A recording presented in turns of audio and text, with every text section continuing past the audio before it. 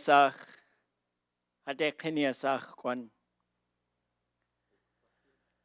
Gunilchish Klein Gunilchish Hati Ati Yachana Tlachwasa Hatuyak Achawe Konachaya Yakutzakaye Kach Hachuk Yeti Yachana Hastutlishko Has Ania Ya Gwitch'in ayi. Achunki hasa wekonach. Akodachaya yekot. Ye ayabuti. Yidatayach twasagu yachwakayi gunilchisha wekonach. Ltekat Yohana dusa akwan xati a. Khwasako yitlishko has aniaya. Akodachaya yitlishko has ade wukuch. Ya yachte hitan, ka wushkitan.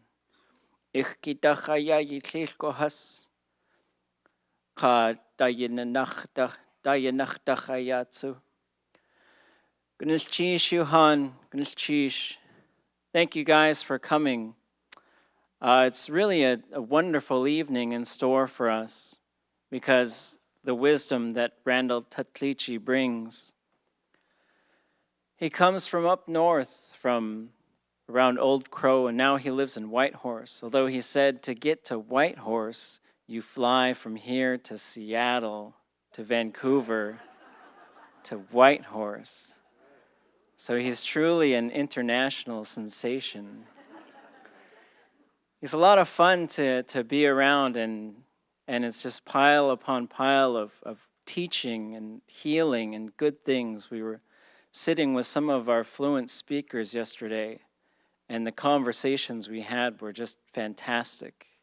It's almost as if he's bringing pieces of things back for us, and it's a real pleasure to be seated by his side and to see some of these things that are happening.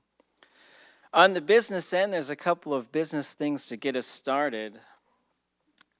One is next week will be our final evening at Egan, and that's Karsten Heuer and his wife, Leanne Allison, the filmmaker, and they did the book and the film Being Caribou, where they walked alongside the porcupine caribou herd and created a movie which you can find on YouTube and also on beingcaribou.com, and also our One Book, One Campus book. There's a gigantic edition right outside, which I wish I knew that edition was out because it'd be fun to read.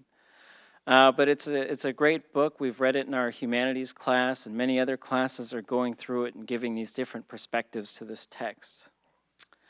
In addition, there's a couple of brief announcements. One is the Alaska Native Languages and Studies program in which I am teaching. I teach Tlingit and Alaska Native Studies, and am teaching a humanities class now. We're having a reception to sort of kick off our new BLA program and to highlight some of our students. So if any of our students are out there, we might ask you to show off a little bit and just sort of show what kinds of things you're researching.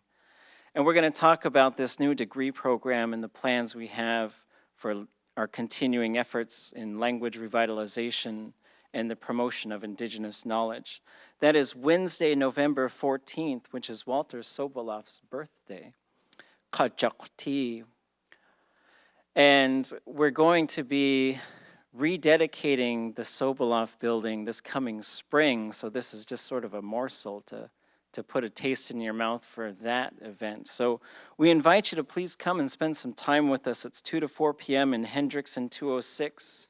There's little flyers that are shaped like this in the back. Please take one and note the date and time, and then go put the flyer up somewhere for us. Help us spread the word, and we're really, really happy with this program and with the support we've received. Also, the first ever conference on Alaska Native Studies is going to be April 5th and 6th in Anchorage, and there's an announcement and call for papers back there. They're both on that back table near our guest. And so if you would like more information, just grab them off of that table. Mr. Randall Tetlichi comes from Old Crow. He speaks all 8 dialects of the Gwitch'in language. Gwitch'in was his first language. He commented several times he grew up in a very traditional fashion. You know, he had caribou hide clothing up until he was about 6 years old. He's a knowledge bearer of his people. He's a healer. He does work with Yukon College right now in Whitehorse. His Gwitch'in name is Gabid Zil. I don't want to voice that L. I really wanted to try and get that. And it means little fast man, but I'm going to steal his joke. He says it's not little big man. And he's just really a pleasure to be with and a treasure to have among us. We've been running him all over the place because everyone wants to just be by his side and be involved in the things that he's bringing to us. He's bringing certain chunks of stories back to us, and he's bringing understanding of certain songs that we've been singing and other things. So it's really been a pleasure to be around him. The words that he speaks are from his heart and are good medicine for our people. Please help me welcome Randall Tetlichi.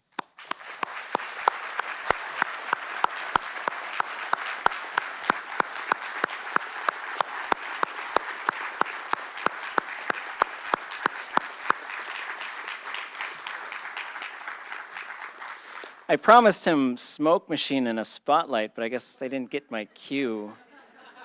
And while he's up here, Gwitch'in our student group Gwitch'in has a presentation. Hatia.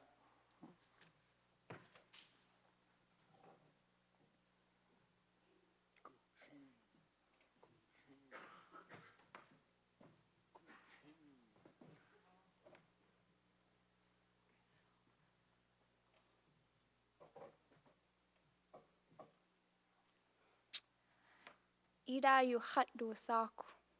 Glekak einach heather down burge you hut do saku.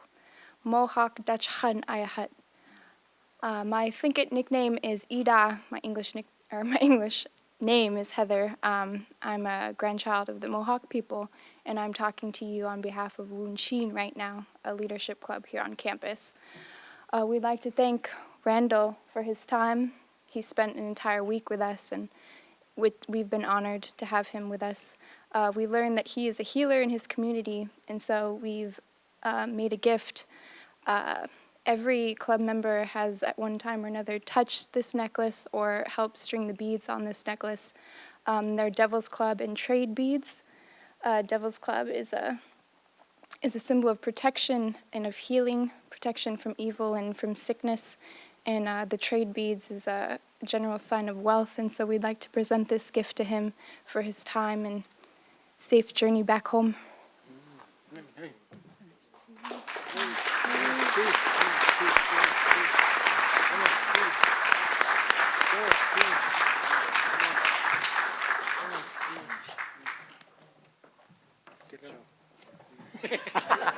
That's your water. Well, good evening. Let's try it again. Good evening. Hey, now we're connected. It's important to be connected to each other. So, welcome, and I'm happy to be in your country.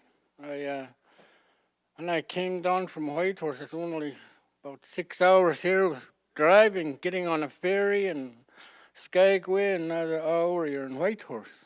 So when I first come down, it took me 15 hours to get here. Now tomorrow it's going to take me 18 hours. But I don't mind traveling because I like your country here. You've got a nice country, good life here. And I'm really happy and grateful to be here and to do some work with your children and faculty that work here. So I'm really happy about that. I'm happy to. When I first came, it was bad weather, and it was late at night and dark, and Next morning I woke up, I opened a curtain and I said, oh, mountains all over. And I felt really comfortable because in my country there's a lot of mountains too. So I was really grateful to be here. And during my stay here, I experienced a lot of energies from your country. I experienced energy from the ocean. I experienced energy from the mountain and from the forest and from your glacier. I went to the glacier today and had a tremendous, it's like going back in time, experiencing the different life over time. So that's, I experienced that. So, Jatno what had the show is see, Guizi Chiha, Guizi Chushani, Guizi the Chi, the Tuck, what in a Goa could it got in Genjet show Ichli. So, I entered Chuk Height no Hojino, the Tuck, Jatno Ja, Dinji Gule Ichli, I Gojek show to Tuck entered Jatno Ja, entered Height no Hojino. She I wat zeg kan dik is it nan kak chan dik is it I so stebe queen shik stebe quincy. So I just translated what I just told you, so in my language. And and the Gwitch'in language, the Gwitch'in are northern Alaska, northern Yukon, and northern Northwest Territories. That's where we live. And there's there's 17 communities, and there's about 10,000 of us. There's 8 different dialects in the Gwitch'in Nation. So, and I speak them all, and I understand them all because I've been around the language since I was born.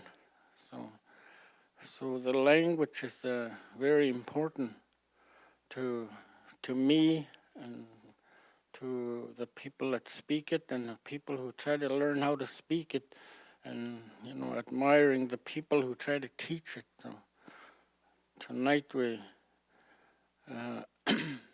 you ever read Being Caribou? Anybody read that? Yeah. A few years ago, Karsten and his wife came to Old Crow, and it was April, and I was living on the land and did all my, just living on the land. I was living on the land since 89 to 2008. I lived on the land, made my living on the land, used everything from the land, and raised my children on the land. And when we moved back to town, my kids, they couldn't walk on the floor. They keep tripping. So, because they were used to out there and they learned how to walk out there. So when they came to town, they had to relearn how to walk again. So anyways, they came to Old Crow. They went up to Dempster. They went to Dawson, Eagle Plains, McPherson, and Newvik. And finally, they end up in Old Crow. And they got to Old Crow, and they asking people, we want to walk and follow the caribou. And everybody they talked to, they said, go see Randall. So after they saw about 50 people, they finally got the message to come look for me. So when they came in the morning, about 9 o'clock, and I said, come in, and they were pretty humble. They were like this, and they said, we want to follow caribou, and we want to know if you can help us out. I tell them, sure, get ready, we'll go. And they'll look at me. But the first day in Old Crow, I talked to them about the caribou and our livelihood using the caribou. when I was growing up in the 50s, we were still like nomadic people. We followed the caribou. We followed the caribou here and there. I can still remember all the camps. I grew up in caribou skin clothes. All the clothes was all caribou skin hat, and we never got cold. So we learn about life and our relationship with the land and the caribou. When we're growing up, the elders teach me in my language, and at that time there was no services around. There was no schools, there was no medical centers, there was no store, only trading posts in Fort Yukon, Alaska. And so people were self-sufficient, and we didn't know about laws. But the laws we followed was the Creator's law.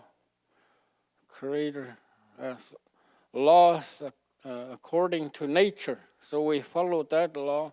We followed the natural law of all life that's on earth. And we followed tribal laws. And these are unwritten laws that we followed. And the people that kept these laws were the medicine men, medicine women, and the shaman. So those are the people that kept the laws, and they make sure that people followed these laws, and it was a way of life. These laws was developed for our way of life and being connected to the universe and to everything that's on the land, and to be in contact with everything that's out in the universe and on the land, so for survival purposes, so that we can live and communicate and know where things are at. So when we're growing up, how people know there's other people around, I don't know, but they talk about all the different people in the world.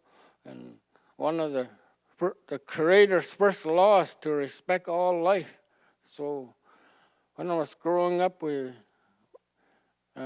was drilled into us to respect all life, especially the human beings. No matter where they come from, no matter what nationality they come from, we have to respect all life and the human beings, and how we think towards them, how we see them, how we look at them, how we listen to them, and how we talk to them. So that was one of the laws that we followed.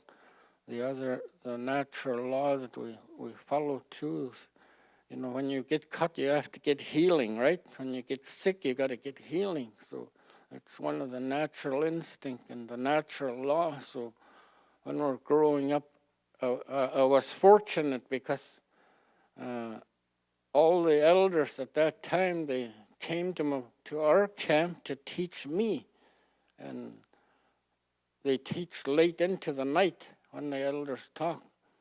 And sometimes I wonder how come my brothers and sisters are told to go to bed, and they allowed me to stay up.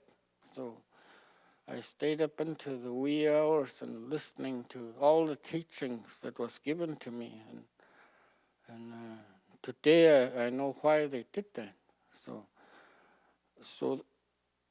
they also taught me about all the plant life and my country where I grew up. They taught me about medicines, about any sickness that we have.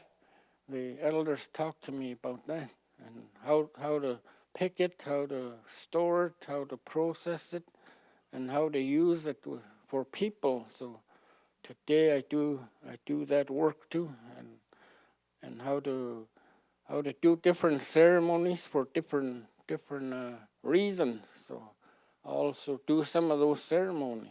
So that's what I've been doing, and just about all my life.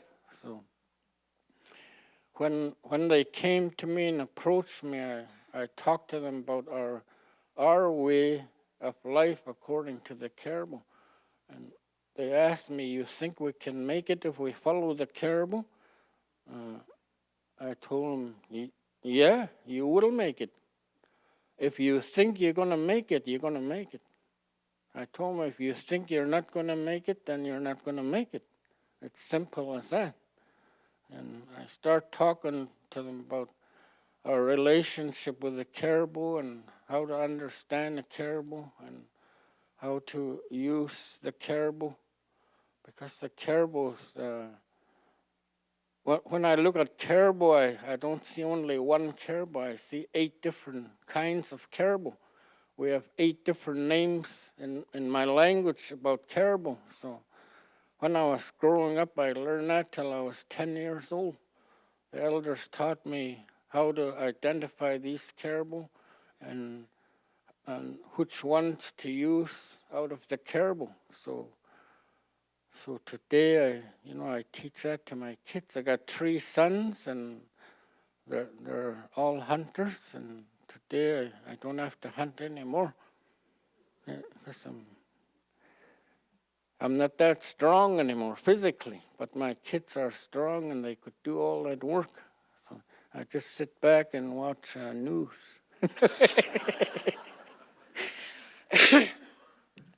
Anyways, when we were growing up too, we also played caribou games. We have many games. We make games from the caribou horn, backbone, the hoofs, the bones, all kinds of games, and puzzles. And these were created to develop our mind, and it works. So lots of time we play different kind of games. We play from morning till night as kids, outside, and we play all these games. And it's to develop our mind and to develop our creativeness and our imagination, so that our mind can expand and collect knowledge and learn how to picture things as we play these games. And we're also told stories too about the caribou and all the animals that we use from the land. There's some animals you got to work to get, and there's some animals you don't have to work to get. And so I talk to them about these animals, and in case they get stuck on the way. So, and one of them is that gopher. How many seen the film? Yeah. So one of those little animals is the gopher, and how you could snare it with willow if you don't have nothing around. We learn how to use everything out there, and so I teach them about how to use the willow and try to catch that if you're hungry.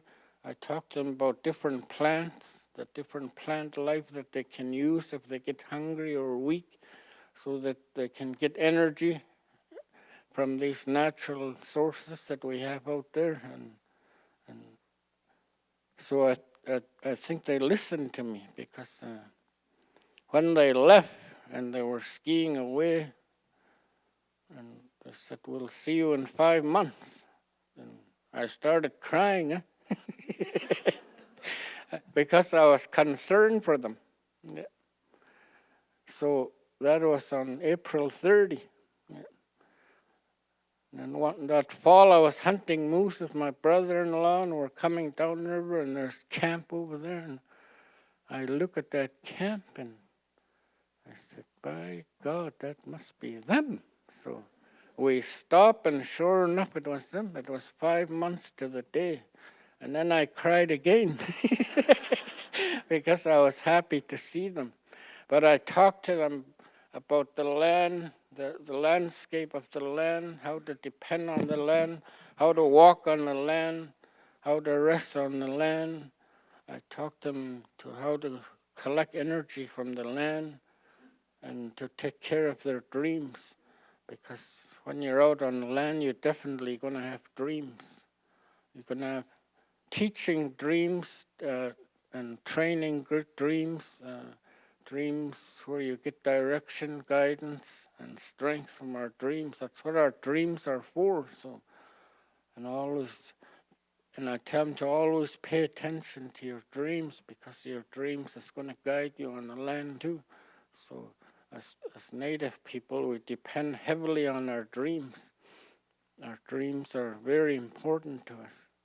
And when I was growing up, we have to learn how to communicate in our dreams and how to do things, and mostly communicating in our dreams on what we're dreaming about, because there's always beyond what we're dreaming. Sometimes it's a different message coming, but when we look beyond, we get the real answer. So, and one of the ways we do that is we feed our dream spirit. Before we go to bed, we have snack, and we ask our dream spirit to come help us to remember our dreams, give us good teachings, direction, guidance, and strength, so that we can try to live an effective life. So we ask the dream spirit to come and eat with us, and then we have a glass of water, and we ask the dream spirit to come and drink water with us. And when you're thirsty, you come and drink water, and we always have a glass of water by our bed for that reason. And I had glass by my bed just about all my life, and today I can communicate in my dreams, and I enjoy dreaming, and because I learn a lot from there. So I told them about those different little techniques, and they use it. It comes naturally when you're out on the land, because you're out on the land where the land is pure, the land is clean, the land is just the way it used to be up north. So, so when they're traveling on the trails, they begin to get in touch with themselves. So that's one of the ways of doing things. Sometimes we have to listen to the caribou, how the caribou talk. The caribou can talk a number of ways. So when I was growing up, I tried to listen to the different voices of the different caribou. They make different noise for different reasons. Even if I'm hunting, if I know, I'll know if there's different animals around just by the noise that the caribou make. So really getting in touch with that caribou. And when there's lots of caribou, you could hear that special noise on the land, that the caribou is coming. And I heard that lots of times in my life, because I seen 100,000 caribou at one time, sometimes 50,000. But in the last 25 years, we're starting to see less big herds. Last time I saw a big herd was around late 1980s. I saw about 20,000. So that's the latest.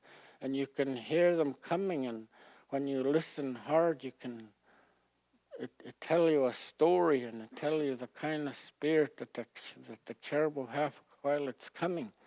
And so really getting in touch with it, and you even know the kind of shape and the kind of health that the caribou is in. So I learned all that from my grandparents. So when I learned all that till I was 10, and after 10 years old, then I started using the caribou myself.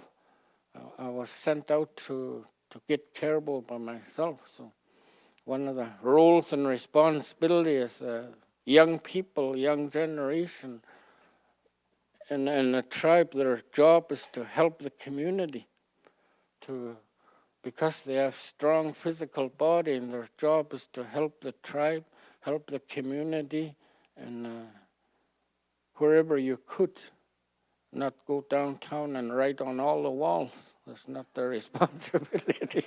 I tell them that too. Their job is to help the tribe, help the community, so the tribe and community can develop and get stronger.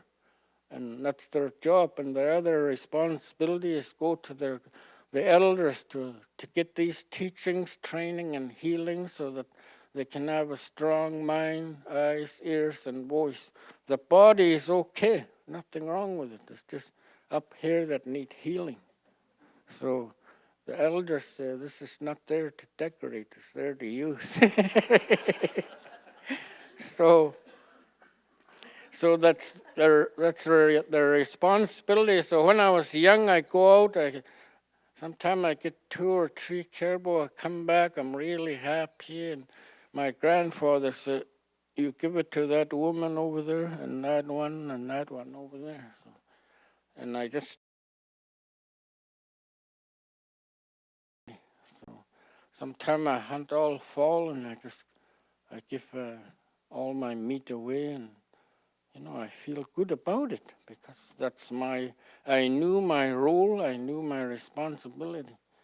So I work hard to help the nation, to help the community, to help the elders, to help the single parents that are raising kids. I work hard to go to my grandparents and other elders to get more teachings. Of course, I had to work for those teachings as I got older. So sometimes I have to go there and cut wood for them, haul ice, water, pack it in, cut it up, pack it in. And then I sit down and they start giving me the teachings and training that I need to live on the land. So my age, the people at my age, we used to race to the elders to see who's going to do the work first. And we were hungry for teachings and training. And a lot of times they teach us about the caribou and how to respect the caribou and other life. They teach us about the whole environment right up until you're 10 years old. They teach you about the name of every mountain, creek, rivers, every hill, and they teach you about all that and how to get around. They teach you about the weather. We used to look at the moon and the sun. That's how we used to tell the weather. We look up and we knew what kind of weather we were going to have, up to 4 days from today. And it's all accurate. It depends on how the moon is sitting. It depends on the sundogs and other stuff. But today it's hard to do that now because there's change happening in the universe. Big change. That's why we have global warming and climate change. And so today it's hard to tell. We used to look up at the stars and we can tell how big the caribou calf is or the moose calf or how big is that little bear in the bear's tummy, We look at certain stars and they tell us. So when I was growing up, we was very much connected to the land. We had contact with the land and we could almost speak the language of the animals because we follow the animals, we live amongst them, and sometimes they're happy to see us. And we learn how to communicate with them and talk to them. And it's a healthy way of life. So when I was growing up, the elders taught us about the environment. They talk to us about how the caribou. There's always one amongst the herd that is a little bit crazy. It's just like human beings. There's always somebody funny around, right? Yeah, somebody that try to be funny and a little bit foolish. So amongst that caribou, there's one caribou that always do that. And that caribou, his name is Dejo Tso. So he's one of the younger, 2, 3-year-old caribou. And every time you come to a herd, he's the only one standing up there. He's young, you never get tired. So sometimes you run around the caribou, and while the caribou is sleeping, they have to take off. He's telling them, hey, there's wolf coming. And the caribou, they're sleeping, and they just take off. All you see is snow. So when they run far enough, and he turn around and he run around like this. And pretty soon the caribou, they start kicking at caribou and hitting at caribou with their head. And sometimes they get upset with him, but he still never learn. He keep doing it. So, and they call that one the Zhou, that's the young caribou. So he's the funny one. When the caribou start migrating, and that's when you see lots of caribou. They start migrating north or south. It's always the older cows that lead the way. It's not the bulls. Huh? The bulls are lazy. They come behind, you know. The cows, they go ahead and they break trail, and they follow the natural law that was there all their life. Huh? So they know the way. It doesn't matter if it's lots of caribou 10, 20 miles wide. If one cow start moving, they all start moving in that same direction. So they communicate with each other in that way. So that cow is a pretty important cow. In my language, we call that cow Gwitch'in. That's the name of it. And when we hunt, the elders say, don't bother that one, because that's the one that's going to help the caribou migrate back and forth. So we always respect that, and we never bother that one there. And so that's how I was raised up amongst the caribou. We make games from the hoofs. We use the hoofs for hunting, especially if it's cold weather. When I was growing up, it used to be 60, 70 below. Some of the elders here remember those years, I think, if you ever been up north. But that's how cold it used to get. And because we live out there, we have to live on the caribou. So we use the caribou hoofs to get close to the caribou. We work that caribou hoof in a certain way to be able to get to that caribou. And we use another part of the caribou bone to put the caribou to sleep. When it's really cold, it's hard to get to animals because you make a lot of noise. Huh? So the elders teach us how to put that caribou to sleep so you could get close to it. But when you get close to it, you have to wake it up. You can't.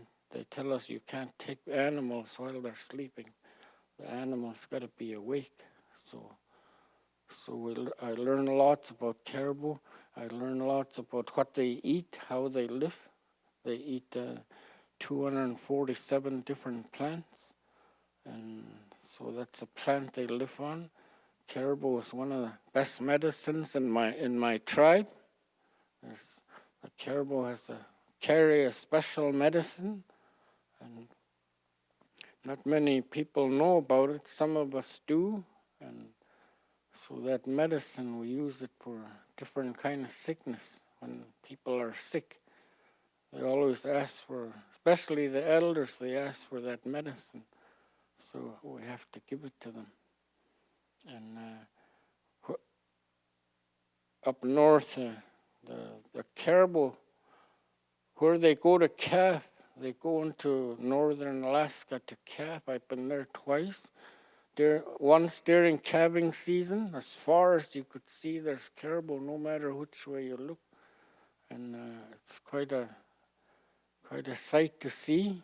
A sacred thing that's happening, renewal of life, and you see all these caribou calf, they playing with each other, running just like little kids. They run all over, they play with each other, and when it's feeding time, they go back to their mother. I don't know how they find their mother, but they find their mother. And it's just quiet when it's feeding time. And then after that, they rest for a while, and then they start running around again. So the reason they go to that calving ground is the only place where there's a plant there that produces milk for the calf. That's the only place it grows, so that's how come they go there, and it's a buck-free area. I went there twice. I never see any bucks. Yeah. But lots of other wildlife. There's a lot of ducks and geese and everything there. So that's where they go to calf. The caribou, we have song for the caribou. I got 18-year-old boy. Him the caribou go to when he sing the caribou song. Yeah. The caribou could be way over about 5 miles, and he's got his own song. He sing for the caribou, and they come straight to the camp. And he's got special powers, I guess.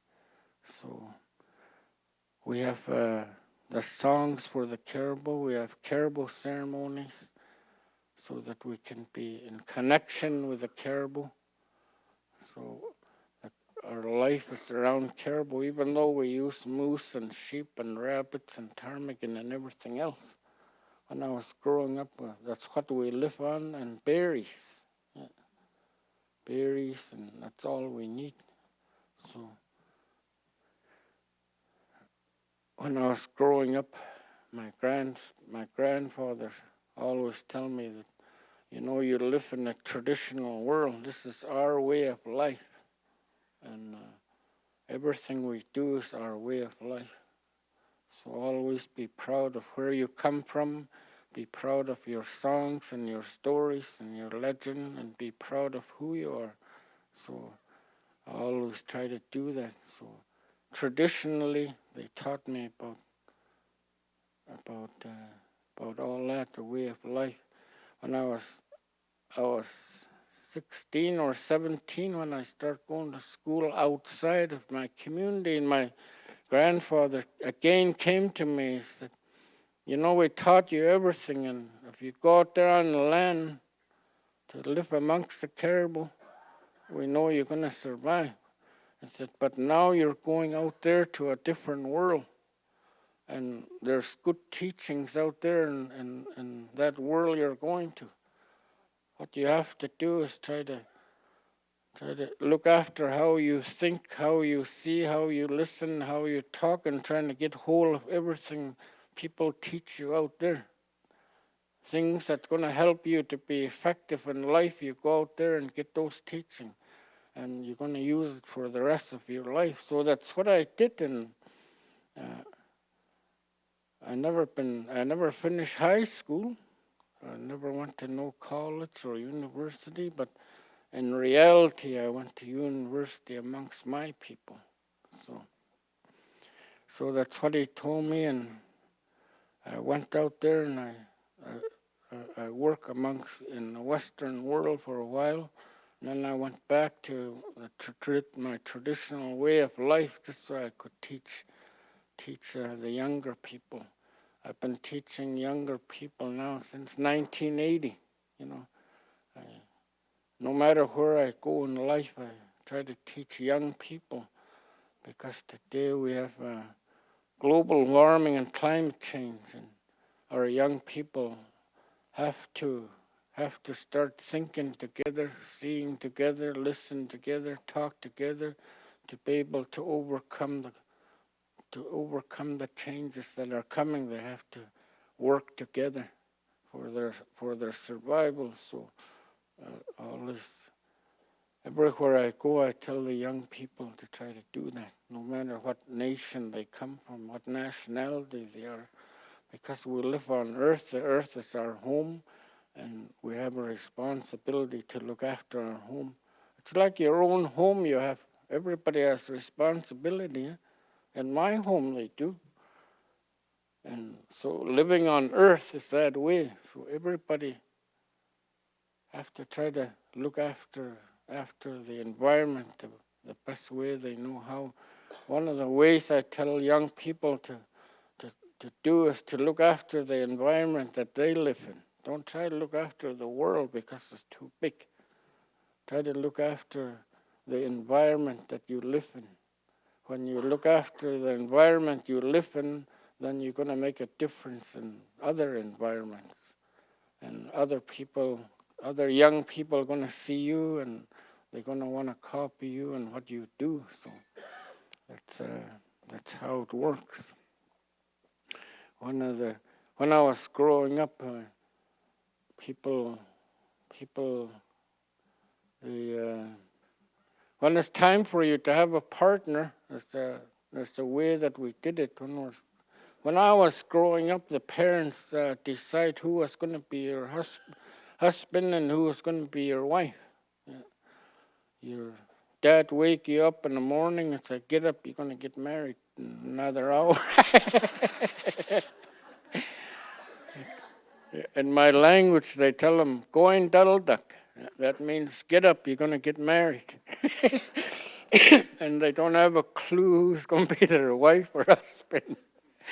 So, because the parents set it up, before that, my people, they follow the caribou, they're moving all the time. So, they look at, when there's time for young people to partner,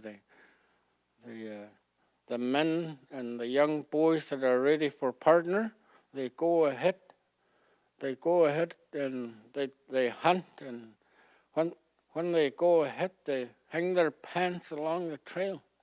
They hang their caribou skin pants along the trail. And up there where they're going to camp, they put a stick. They put a willow there. So the women and kids and everybody else coming behind, when they get to that stick, they set up camp. So this old lady was raising her granddaughter. And she was old and slow, and her granddaughter said, "Gee, when I get up there, might not be anything left." And her grandmother said, "Oh, there'll be one there, because it's all figured out." So anyway, she was slow, and she'd go up. In the meantime, all these young girls that went ahead, they pick out all the best pants, best look, all the fancy pants and the best looking pants. So when she got there with her grandmother, was an old pants there. Old ragged pants, all patched up, cut up, and worn out, and she don't want to take it. And her grandmother said, "You have to take it. It's tribal law. You got to take it. You don't have a choice." Anyway, she was crying, and she took that pen. She don't want to touch it. She was even going. So anyway, she took the pants, and she was crying all while she was walking. And when they got up there to the camp, they set camp. And after they set camp, they put a stick in front of their camp, their skin house, caribou skin house. And they put that pants on there, that caribou skin pants. So pretty soon all the guys were coming. And when they come, those boys, they go look around camp for their pants. So wherever their pants is hanging, that means their wife is sitting in there waiting for them. So when they go in, that's when they first see their wife. So anyways, this guy was still gone. They come back with nothing, these guys. They're too hurried to see their wife. Anyways, this guy is still gone. Pretty soon it was moonlight, and pretty soon somebody said, "Oh, he's coming." So he's coming. Pretty soon he got close. He had a big pack. He walked around camp. He looked for his pants. He found his pants, and he took his pack sack off, and he threw his pack sack into the tent. And when he threw his pack sack into it, that girl saw it, and she started smiling. She looked at her grandmother, and she started smiling. And her grandmother smiled back and went like this. And the reason his pants was all worn out and patched up is because he was a hard worker. Yeah, he was a hard working man, and he didn't lay around and watch the news. Yeah. Or go to Starbucks. Anyways, he was the only one that got caribou. So he looked after that whole camp for almost all winter, because he was a strong man, hard worker. He had energy, he had stamina, he had everything. And these two couple, they end up with a good sized family, and they became leaders of my tribe. They became the top people in my tribe. So today, yet in my hometown, the boys, they don't want to dress up. If they want to attract women, they put their dirty clothes on.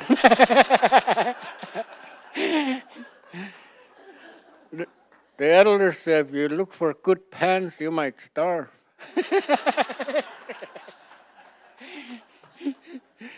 So when I was growing up and when I start wagging my tail, I make sure I got dirty pants on. Yeah, but we have to have fun too. We have lots of fun when we're growing up. And when I talk to the people, a couple nights, and they're going to follow the caribou, I said, try to have fun too. Try to enjoy what you're doing. Try to have fun, and at the same time, try to learn. So I seen them off, and I seen them come back. And when they come back, I had to take care of them for a few days because they were out there too long. I had to slowly bring them back into society. And we did a number of ceremonies and watch how they ate and how they drink water. And everybody was calling from around the world. And I said, no, I'm their boss. After 3 days, then we start letting people come around and talk with them and sit around with them. So that's how I met them, and that's how I work with them, and that's how I know them. So I'm probably going to meet them in Whitehorse next week. Going to sit down with them and eat caribou meat with them. So that's how it is. So is there any questions, comments, concerns, or complaints?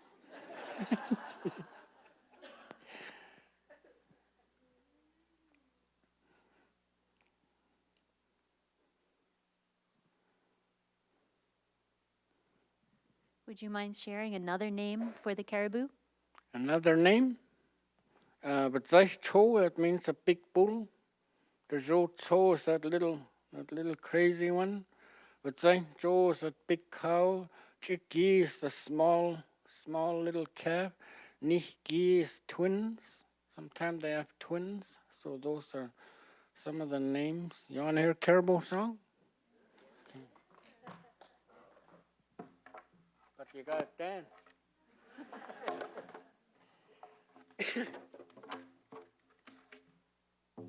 I'm going to sing you 2 caribou songs. This first song is to the caribou spirit, the chief caribou of the caribou. He lives in the mountain. There's where I come from, Old Crow, Yukon. North of there's a big hole in the mountain, and there's a big caribou, big bull caribou horn sitting in front of that cave. So sometime when people hunt, they move that big bull horn, and when they're coming back, that horn is back in the same place. So this is that caribou spirit song. This song, that caribou spirit is telling the caribou to go over there and feed those people, clothe those people, give them shelter, give them medicine, and give them strength. So this one here is the caribou song for that spirit. Yeah.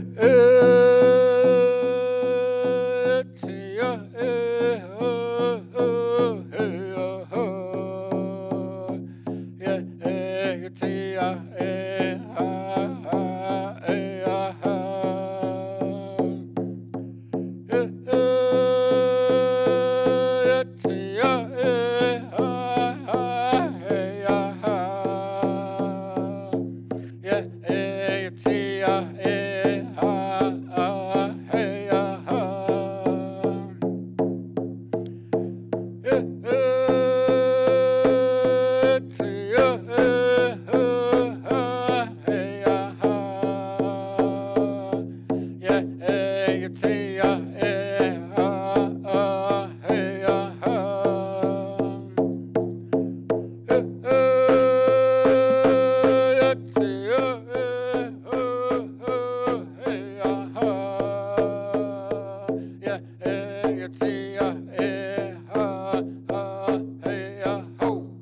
so that's that song that I sing when I see caribou, and they stop and they look, and sometimes they walk in a circle like this. My son, who's 18, he's got a different song, and he doesn't sing it as loud. He almost whispering, and they still come. So, how you drink this?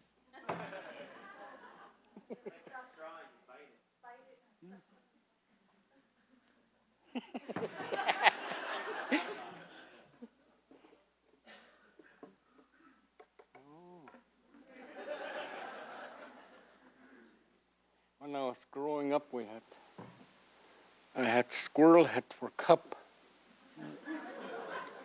Yeah. The elders made sure that I didn't drink too much water. So I had squirrel cup in the morning, squirrel cup at lunch, and then the afternoon before I go to bed, so that I can have stamina, so that I can have strength, endurance to get that caribou. The caribou, they're fast. They run fast. And for me to catch them up, I can't drink too much water. So I was trained in that way since I was small. That's why when I used to hunt, all the other boys, they always want to hunt with me because they know we're going to get something. Yeah. So water is, you got to watch how much you drink. You don't want to drink too much. But today I got Starbucks this side, and I got Tim Hortons this side, and water this side. So I don't have that stamina anymore, but my kids have. They got it pretty good, so I'm happy about that. And cold stuff is no good for you too. Just because the TV say put ice in your drinks, that doesn't mean you have to do. How many do what TV tell you to do? Huh? Yeah, that ice is that ice cold water is the food for arthritis. So when you get old, you're going to develop arthritis, you're going to develop gout. In my tribe, a lot of people, they rather drink hot water. Yeah. In my home, there's nothing in the fridge. Yeah. I never leave juice or water or anything in my fridge. So always remember that and take care of yourself. You want to get arthritis when you get old? Yeah. So you got to take care of yourself. So this is the other caribou song. This is the song about the little calf that's swimming across the river with his mother. It's faster because that little calf is fast.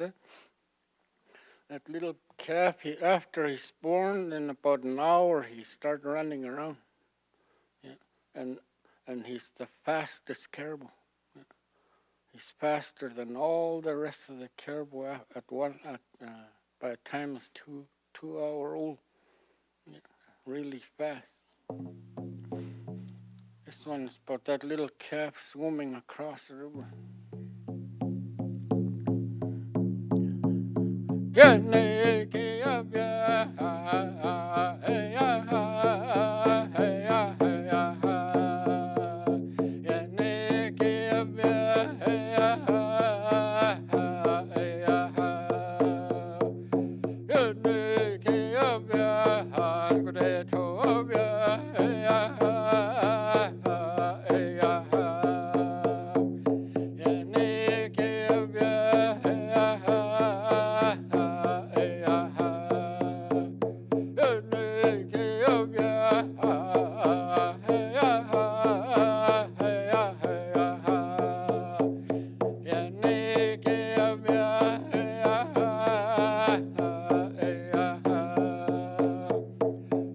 So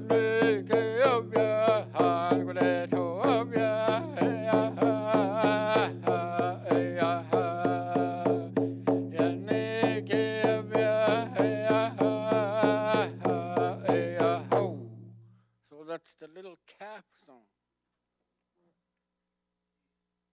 So we got other songs related to caribou. We have songs related to all. We got song for every animal. That's when I was growing up.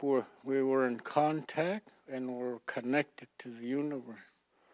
Today, we're not that connected because we're confined in communities. We're born in hospital, you know. You go daycare. Yeah. You work in an office all your life. And you go to old folks' home, and when the spirit creator calls spirit back, they put you in a box. So we're institutionalized, and we need to try to undo that and try to enjoy nature as much as we could, because nature has many energies that's out there that's waiting for people to use. We can't find that energy in town. But when we go out in the lands, when we go out into the ocean, when we go out into the mountain and the forests and the rivers and the lakes, we begin to collect this energy naturally. That's how come you feel so good. Yeah. And the other thing, that when you go for walks in nature, it brings your six senses alive. It comes alive. That's how come you feel good. They become awake. So even though you live here, you know, it's good to go for walks and enjoy what's out there. There's many things out there that we can use and enjoy while we're still alive, and make it and practice it and do it and just enjoy it. Yeah. Any other questions? Well, Gwitch'in you Chatangi. And I just wanted to thank whoever is organizing this thing, because that's just to have you here. I just think that's very special, and that it just reaffirms that our elders are the best representatives of our culture, that our elders are the best interpreters of our culture, and as we could see that, and we're having that experience. So that's just a wonderful and special thing. Well, it's not to say that all the other pages and pages and pages that get written, you know, that there's explanations about the culture. There's nothing wrong with that. I love reading that stuff. But the experience that we're having tonight, it's just wonderful to get that affirmation of your spiritual energy and just your way of thinking. I just really appreciate it.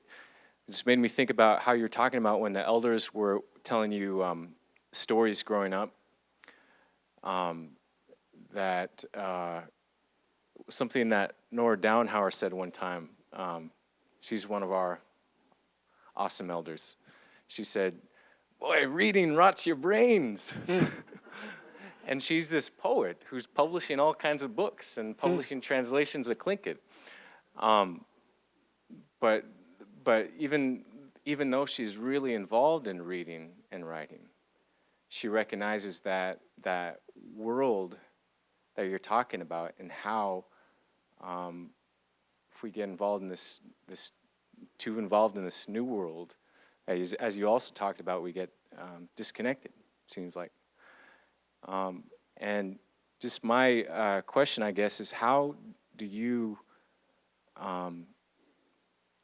it may be a challenge for us to sort of understand the world that you're coming from, and to make use of it, and to do something with it. So how do you make that bridge, and what can we have,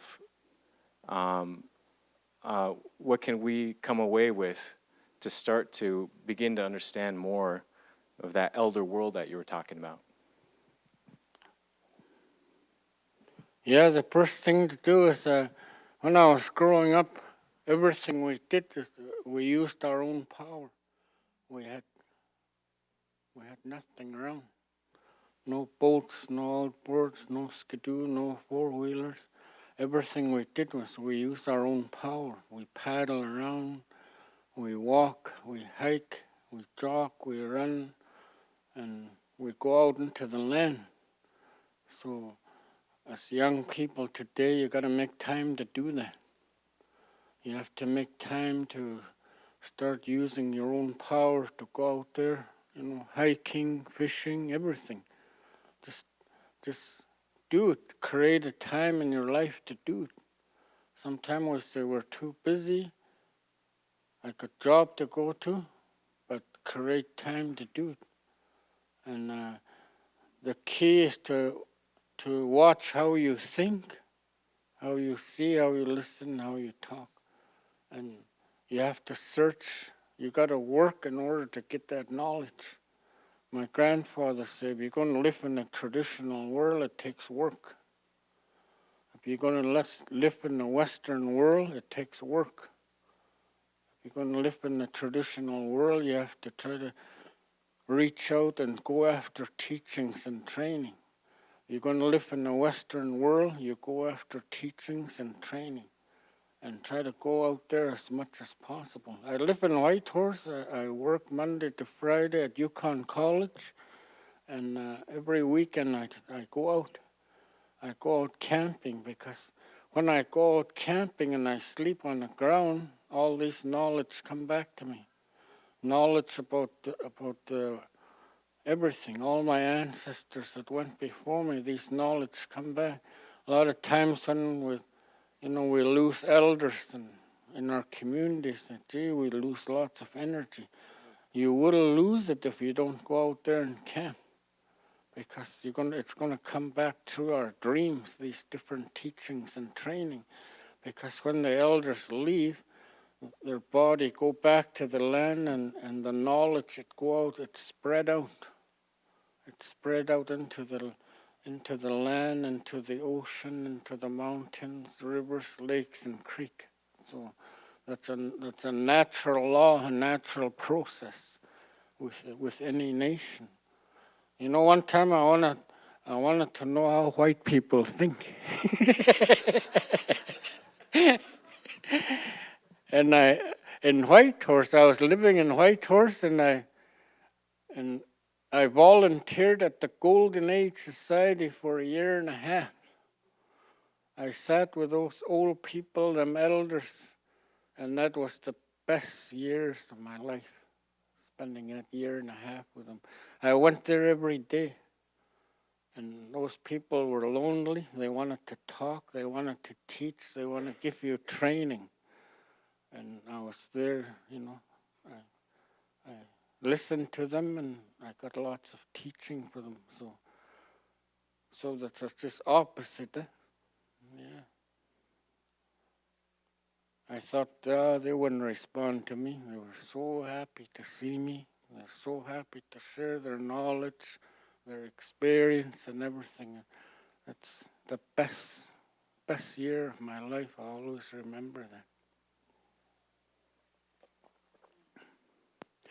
There's a number of hands up. There's one more back there. Can you tell me about a time that you were maybe like scared and you weren't sure if you were gonna like get through it, like maybe when you were hunting or something? Or yeah. That I got scared? Yeah, like you just weren't sure if you're gonna be able to do it, or you're second guessing yourself on how you like maybe overcame that. Oh, okay. When I was 12 years old, my grandfather said, go get caribou. He said, caribou is up the river, about 10 miles up. So early in the morning, I already got scared. I never camped alone before. But I was 12 years old. He had faith in me. And I had the canoe. I was only 12 years old. I canoed about 10, 15 miles up the river. I left early in the morning, about 5 o'clock, and when I got up there, it was about 9, 10 in the morning. I was young, and I was a little bit scared. I was going to be by myself, so I paddle real. I use two stick, and go fast. I'll go up there, get meat, and come back. Anyways, when I got up there, I weighed around and no caribou. No caribou. And pretty soon it started to get dark. Pretty soon start hearing things.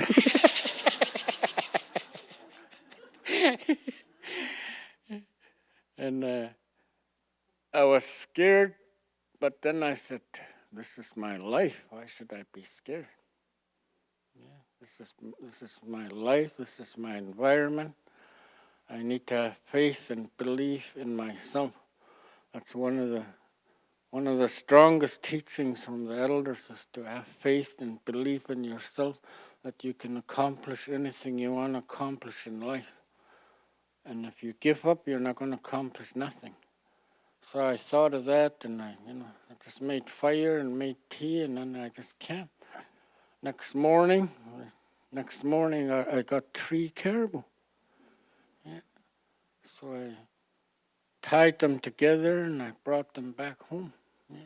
And when I got home, he said, give it away.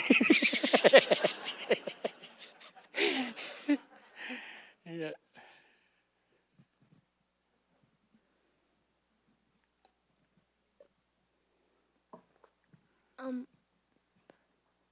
I just wanted to say thank you for coming here. This is a really interesting talk. Thank you very much for your words, your kind words. Your kind words will get you far in life. With your kind words, you'll always be effective. And you're going to accomplish many things in your life. Thank you. Masichu, I was wondering, the caribou from long ago, from when you were 12 years old to now, are they the same size or smaller? Oh, they're the same size. Yeah, they're still the same size. You can tell right away if there's other caribou involved. Yeah. Sometimes the reindeer coming, I don't know where they come from, but they come from the north, and as soon as there's one reindeer in the herd, you're going to spot it. Sometimes the woodland come from the south, and as soon as he come, you're going to spot it because he's the biggest one. But they're still the same. The only difference is they're taking different migration route. Because of climate change and global warming, they're migrating in a different path now. In the last 10 years, and we notice that change and migration. Yeah. And same with the winter. They used to winter south of Old Crow, and now they winter a little bit further south, and they winter in Alaska. So now they're wintering 2 different places, yeah, because of climate change. Yeah. Any other comments, questions? I went to grade 4 class the other day. I asked them if there's any question. Everybody put their hand up. I'm just trying to give you a hint.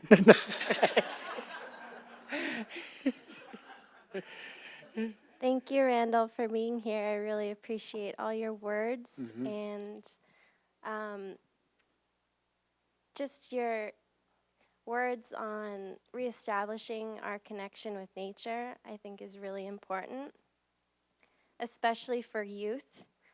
And your stories of going out on the land when you were 10 and 12 by yourself, I'm wondering what you could say to parents about letting their children go out and finding that faith, because I know it's I'm not a parent, but I'm sure it would be a very hard thing to do. Well, someday you're going to have parent, and parenting is very important.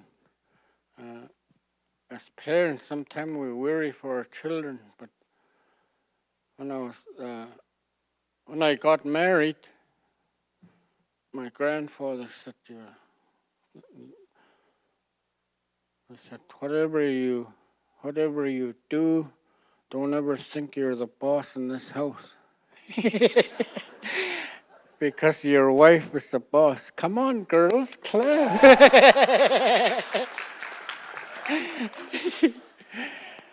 and he said, never argue with your wife, because you're going to lose. So I always think about that, and me and my wife been together about 40 years. We went out about 5 years, had our ears up and tail going like this. After that, we got married, and we married 35 years. So then we had children, and my grandfather said, when you get children, you don't worry about them. Have faith in what you taught them. Believe in what you taught them. And never question your teachings to your children. Then you won't worry for them. Most of all, trust them when they leave. And they're going to be okay. So I never worry for my kids, There's no sense worrying. I asked this old man in Old Crow, you ever worry in your life? He said, what the heck am I going to worry for? Did that answer your question? Someday you're going to have children. You got to have faith in your teachings. The teachings that you give your child, you got to have faith in it. You got to believe in it. If you teach your child how respect and care about how they think, see, listen, and talk, then you don't have to worry for them. Those teachings are very important before they hit 12 years old. And then after that, they become teenagers, and you just hope and pray. That's all you can.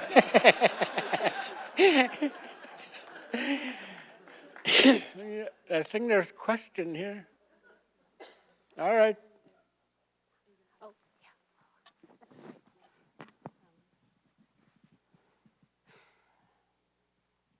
Welcome.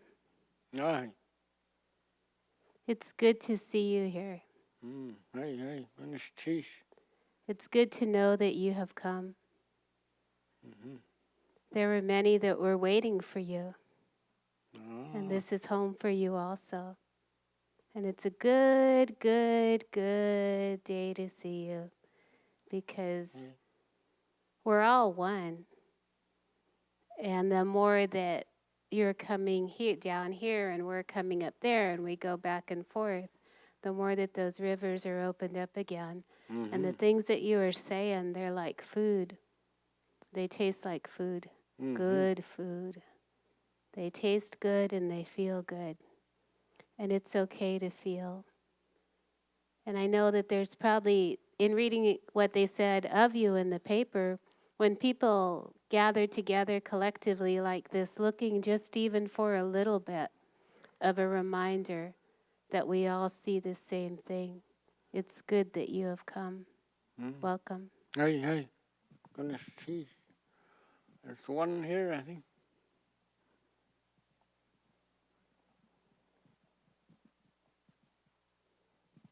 Thank you for coming. I'm interested, are your people have a clan system similar to the Tlingit people here? Yeah, the clan system is part of the tribal law. The clan system is to keep the bloodline strong so that you can survive on the land. So in my tribe, we have 3 clans, 3 different clans. We have the the Gwitch'in clan, which means wolf clan, and then the Natsai clan, which is the crow clan. And then the other clan is Tendriatia, so that's the middle clan. So we try to follow these. It's people my age that trying to make sure that people follow it. Yeah. When I was growing up, my grandparents and my parents always teach me about that clan system. They said, because I come from a big family, I got relatives in Alaska, northern Yukon, and Northwest Territories. And he gave me the names of all my relatives. So when I was 16 and I went to school in Whitehorse, and I met this beautiful girl. My ears were up, my tail was... And I said, "What's your name?" She said her name, and then my ears fell down and my my tail went between my legs. And I said, "We're related. You're my relative." So to prevent that kind of stuff, that's why we have clan system, and that teaching is very important. You got to teach your children and your grandchildren about that clan system to keep the bloodline strong, because when people intermarry each other, it gets weak. Yeah. So when I was growing up, we followed the Creator's law, and the Creator's law, his first law is to respect all life. His second law is to care for all life, especially human beings, because we live together on earth. We're like a big family, that's what they say. And we have to care for all life and accept all life. The fourth law is to be kind and honest to each other. And the fifth law is to share. My grandfather said, no matter where you go in life, you share your food. Because when you share your food, you're going to have good relationship with all people. Because all people want to share their food. So those are the 5 laws I'll tell you about today. And you got to practice it, and you got to use it, and then you're going to be more effective. I always talk to my kids about those laws, so I don't have to worry about them. When you teach them those, then you have faith and belief in what you teach them. So always remember that. Any other questions?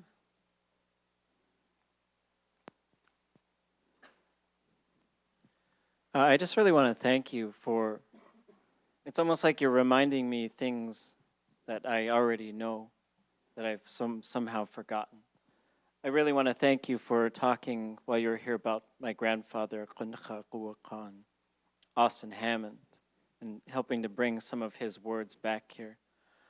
I want to thank Sarah Ray and Ernestine Hayes. If you can, Sarah, I don't know where, Ernestine.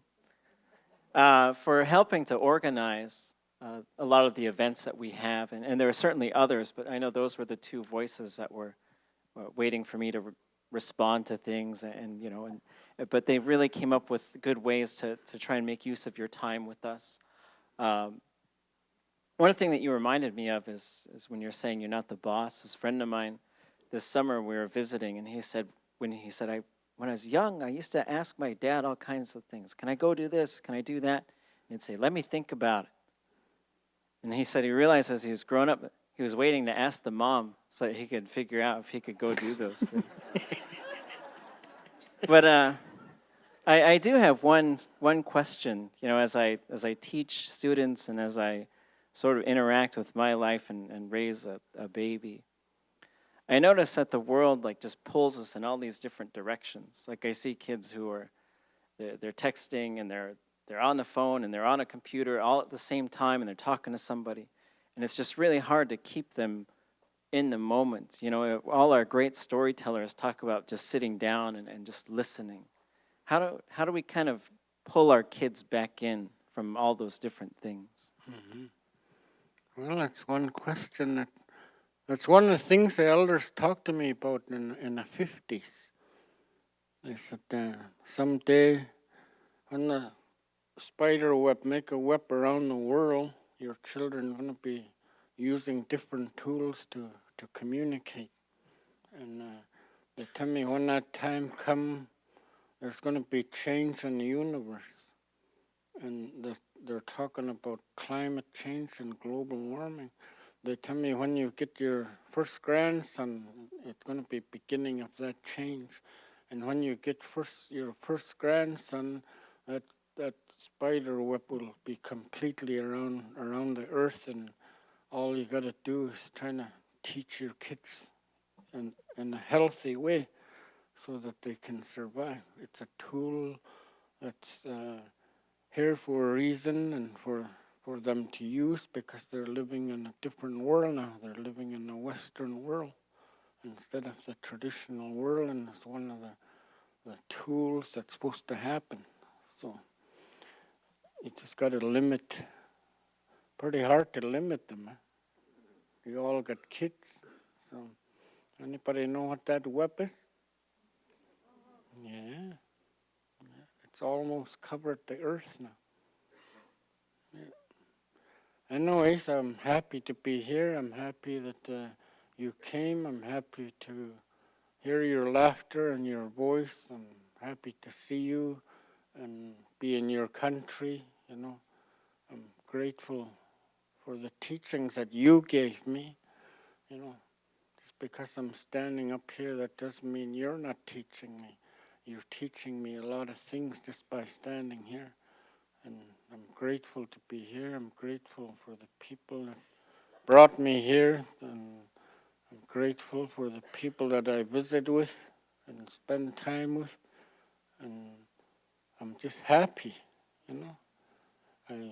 I could hear the drums in the ocean. I could hear the drums in the mountain. I could hear the drums in the rivers and the creeks and the glacier. And I could hear your ancestors' voice in these areas. And I could feel the energy of I could feel the energy that's coming to this community. You know, I went to the ocean the other day, and I could feel all that energy coming, and I feel healthy, and so I'm just happy to be here, and I'm happy to be talking to you, and tonight, you know, on Friday night when you could have been doing something else. And making time to come out, you know, I really feel grateful for that, and I feel your respect and your kindness by coming here. So thank you very much, and all the best. Make each day count. You ever watch Titanic? Yeah? Yeah. Make each day count. Be grateful for who you are. Always be grateful for life. Be grateful for your life. Care about your life. Cherish your life. Your teachings, your training, your healing, and just live day by day. I got just as much chance as you today. I got the same opportunities today as you. I got the same choices as you today, and I'm able to do these things by, you know, getting around. So in that way, you know, I feel grateful, and we're living on this great home of ours, Mother Earth, and our job is to try to take care of the environment. So take care. Thank you. I just wanted to offer a little bit of background and offer a token of thanks, another token of thanks for Mr. Tetlichi making this journey here. The beginning of this night started actually 4 years ago from a student in a student success conversation encouraging the university to focus a little more on communication, compassion, and a sense of community. And from those conversations, we decided to start this one book, one campus, one book program. That was about 4 years ago. And that's sort of what generated these one campus, one books things was the students. So I want to just a quick show of hands of students in the room. So thank you. A round of applause for the students. Because, as you said, especially the students, a lot of them might prefer to be doing something different on a Friday evening. But as an administrator here, I might be one of few that can offer just a small, and I emphasize the word small, token of appreciation for you making this journey down here. I'm not going to offer any more other words around it, just other than it's just a small token of our appreciation. And I went and pulled this one out of my personal collection just 10 minutes ago. Small.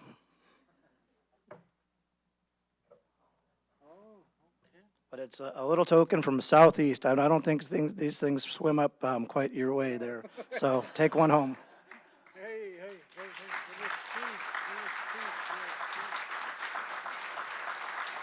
Thank you.